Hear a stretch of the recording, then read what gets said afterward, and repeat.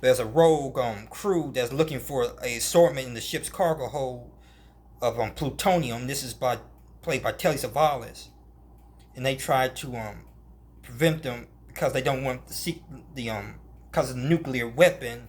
And I guess it's reflecting the Cold War era, still, and even in the late '70s, of paranoia about bombs and nuclear war destruction.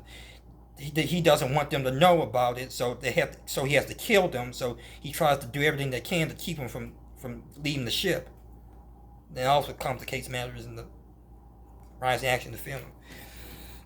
And so even with that movie, that things I would critique, such as, I guess, the it doesn't really, the sequel doesn't really match up with the, I guess, certain things don't match up with the original film, because there's, such as the film in the original, if you watch it, it's very dark, the lighting is dim, but in this, the lighting's a little bit brighter. Then also, I think they should have did things that it made the movie more interesting, such as they should have came across maybe bodies of the victims from the original film, or that made it I guess add the curiosity about the film. I guess the first film or something.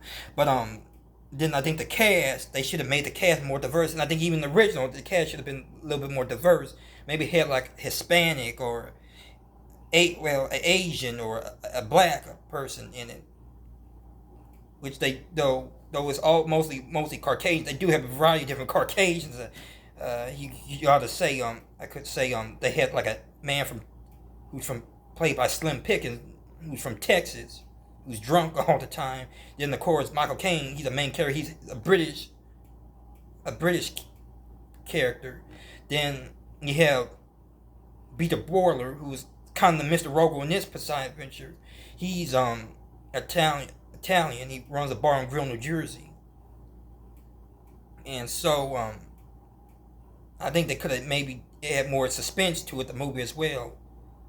Other than that, I think they also waited too long, and this wasn't really a very good sequel to the original when it came out. And I think they waited too long to make this film, because the original came out in 1972, the sequel came out in 1979. So I think that they kind of waited too late, just as the disaster. These were when the era when disaster movies were popular, and by the late '70s they were losing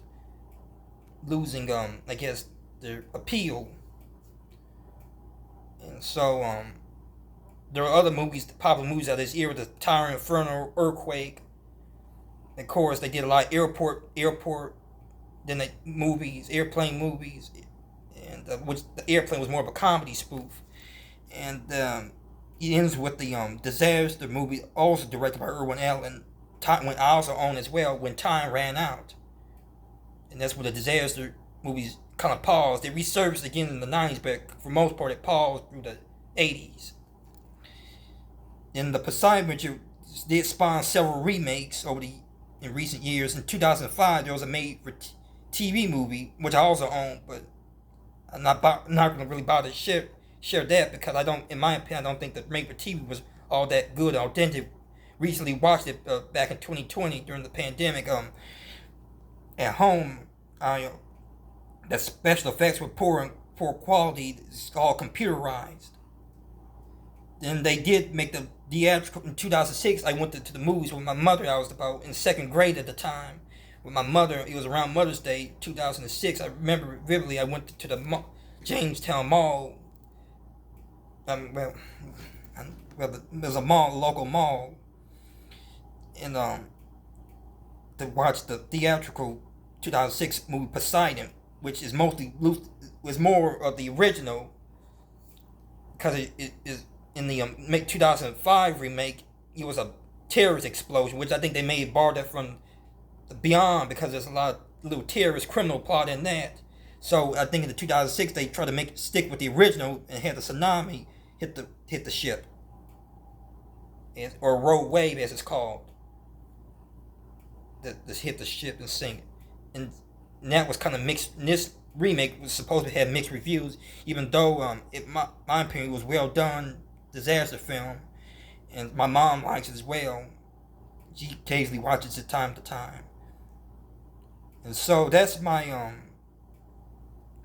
review on the Poseidon Adventure. Again, it's a classic movie of mine that I like. I always liked since a kid. I always watched it dozens of times. And I recently watched it over Memorial Day. I didn't watch Beyond the Poseidon Adventure. I just didn't really have to, because I was busy. My weekend around Memorial Day was pretty busy, so I didn't get to watch the sequel like I planned. But I did watch the original one to kind of commemorate the 50th anniversary, which I don't think the 50th anniversary is until um, November, because I think that's when it came out in November, December. And I think back in 2012, during the 40th anniversary, they aired it on TV on AMC.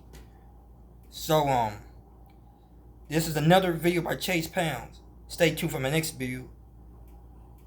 Have a nice day.